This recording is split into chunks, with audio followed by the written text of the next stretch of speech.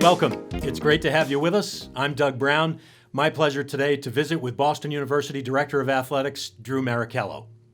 I'm guessing that when you took this job several years ago, in the big university handbook they gave you about being the athletic director, there was no section hidden in there about dealing with a global pandemic and completely reinventing your department in a period of weeks before the academic year started. So talk about that a little bit, just the whole aspect of being able to kind of change with things on the fly. I told somebody the other day that I hope I never see it, but I've got really good notes for the next pandemic.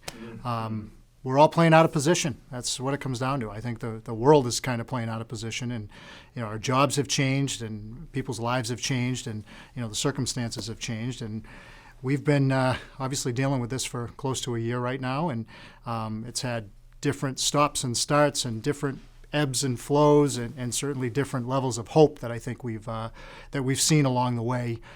I've been really pleased with the resilience of our staff. The flexibility of our staff, most especially the flexibility of our students, because I think that they're the ones who, this is not the experience that they signed up for. How has your department, Drew, dealt with the number of protocols and steps that you have to take in order to ensure everybody's safety to the best of your ability? What's been the most difficult part about that so far? I think there's a logistical side of managing protocols. There's really a political side of dealing with protocols, and there's certainly the government element of gathering sizes and fan ordinances and so forth, and then there's the morale side.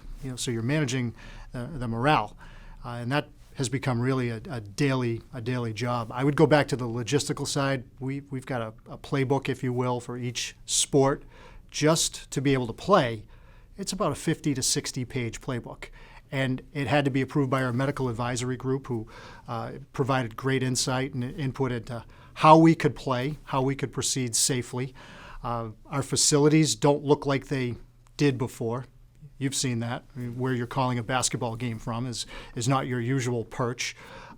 All of our facilities are staged to allow for social distancing and allow for really the maximum safety that we can that we can allow for. What are the challenges now of trying to get everybody excited and motivated to kind of push through the end of this year? Yeah, so we've got 24 teams, and we usually have 24 teams participating in some fashion at the same time, whether it's a non-traditional season, whether it's working out in the weight room, whether it's just individual workouts. We've got 24 going right now and ready to play.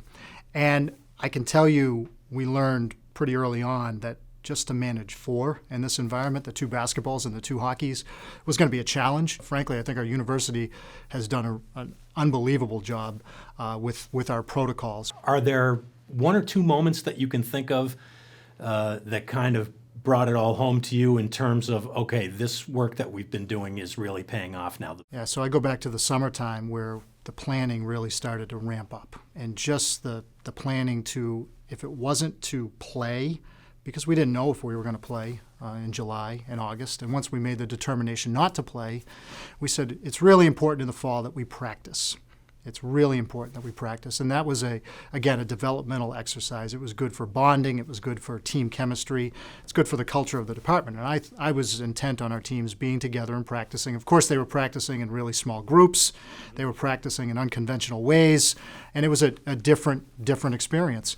But I would say that as much as we were disappointed not to play in the fall, and I will reaffirm it was the right decision not to play in the fall, it was real exciting to see on September 8th practices occurring. And then our first game, where our women's hockey team played at UNH, I was excited when that was going to happen. I believe it was a Friday, but I remember somebody said, you must be really, really, really excited to have this game take place. And I told them, I'll tell you when the puck drops how excited I am, because you're just a little bit apprehensive. You're on eggshells. And once that puck dropped, it was an emotional moment, because there was a sense of accomplishment. I felt good for the kids.